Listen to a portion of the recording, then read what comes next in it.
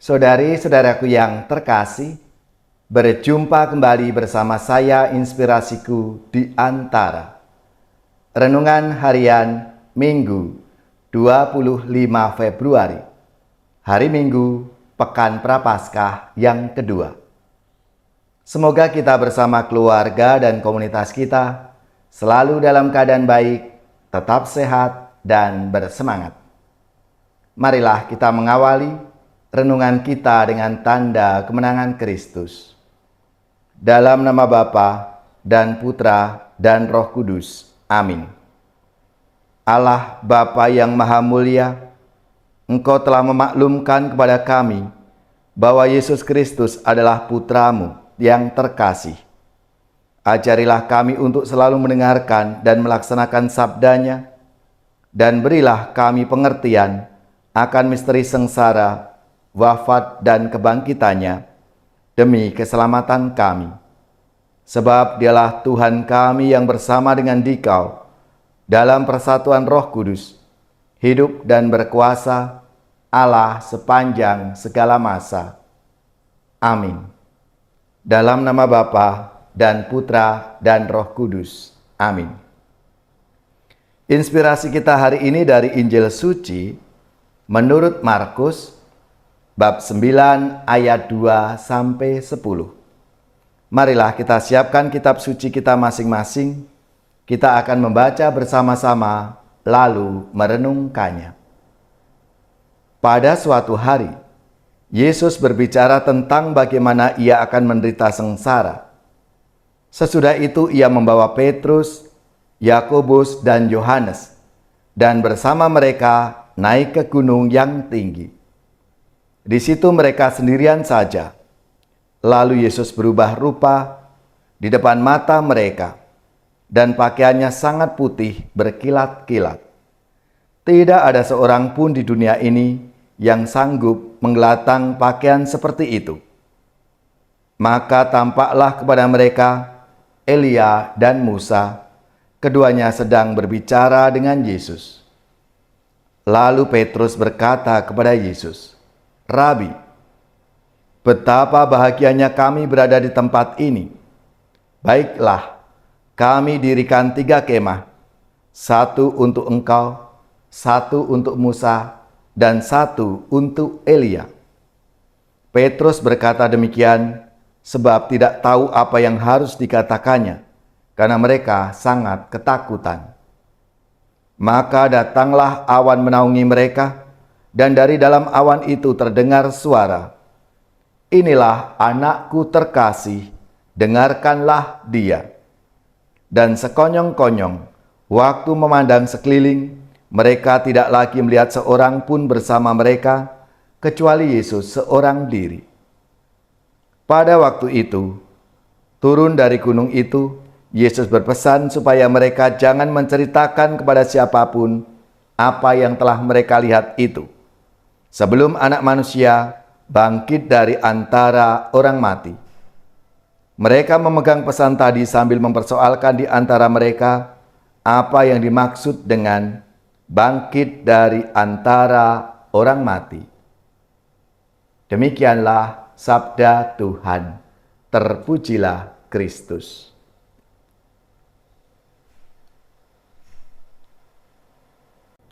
Saudari-saudaraku yang terkasih, hari ini kita memasuki pekan kedua masa Prapaskah yang biasa disebut Pekan Transfigurasi.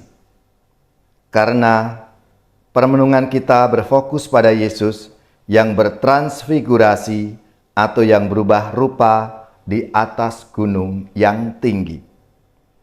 Peristiwa transfigurasi ini membantu permenungan kita dalam masa retret agung ini pada pribadi Yesus yang sebelumnya sudah mengatakan kepada para muridnya bahwa Ia akan pergi ke Yerusalem, menanggung banyak penderitaan, dan ditolak oleh imam-imam kepala dan ahli-ahli Taurat dan tua-tua bangsa Yahudi.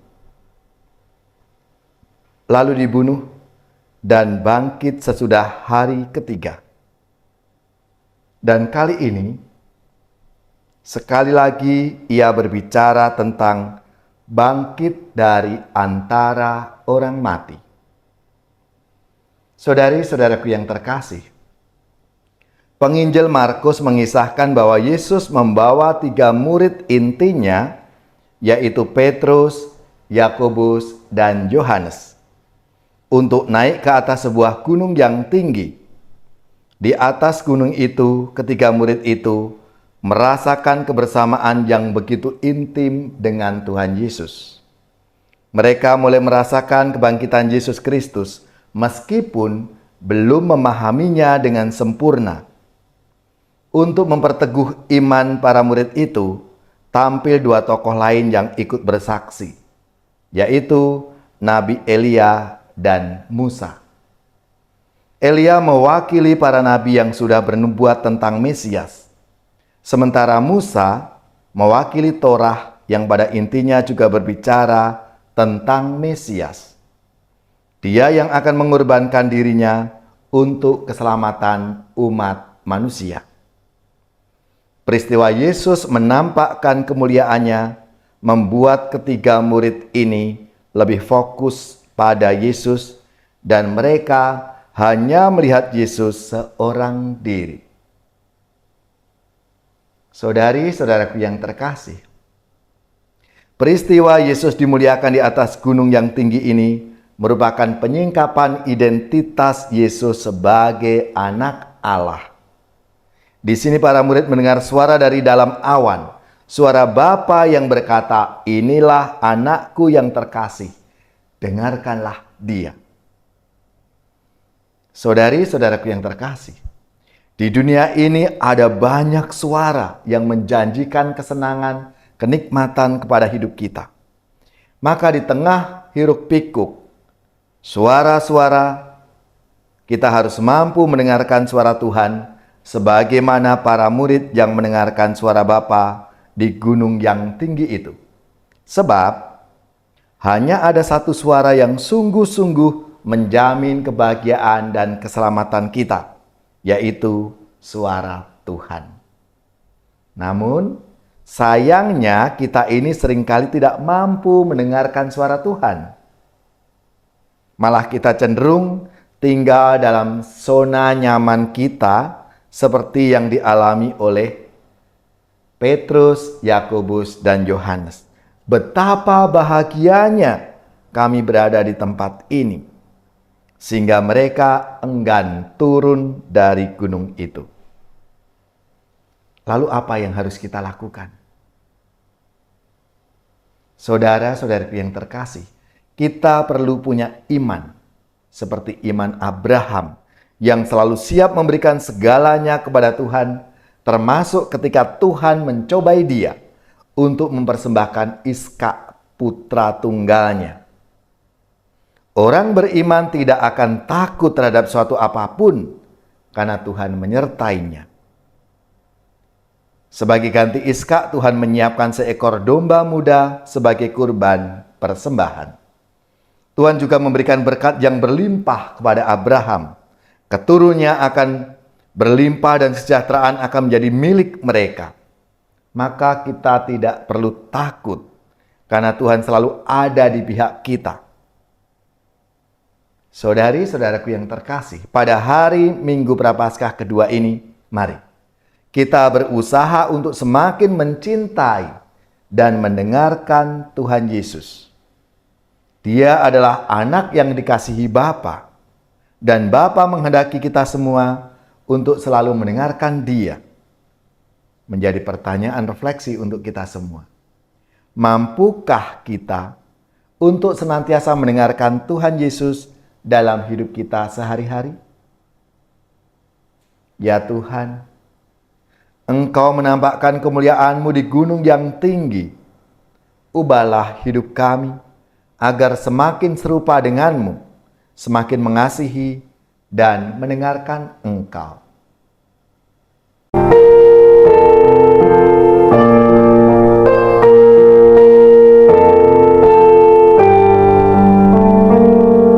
Tuhan di kau naungan hidupku,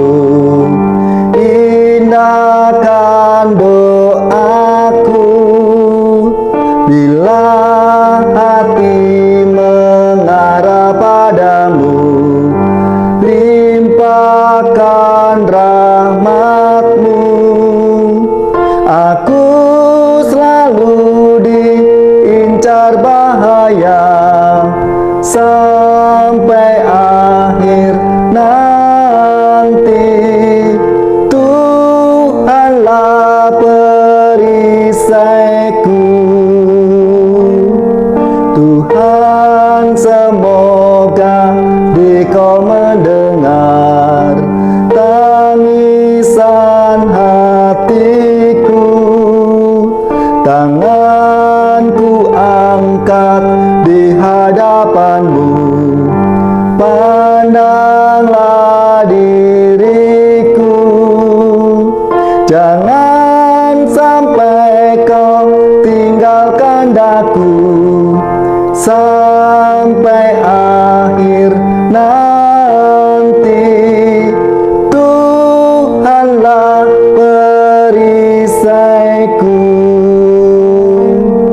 Jangan Kau pandang noda di hati dan salah hidupku, namun pandanglah niatku ini di dalam karyaku.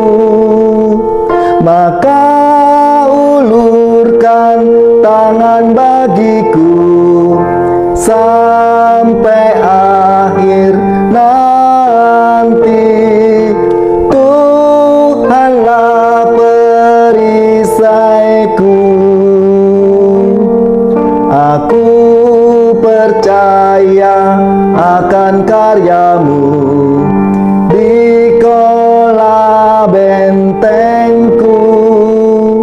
Bila Dikau menjaga hidupku, amanlah hidupku.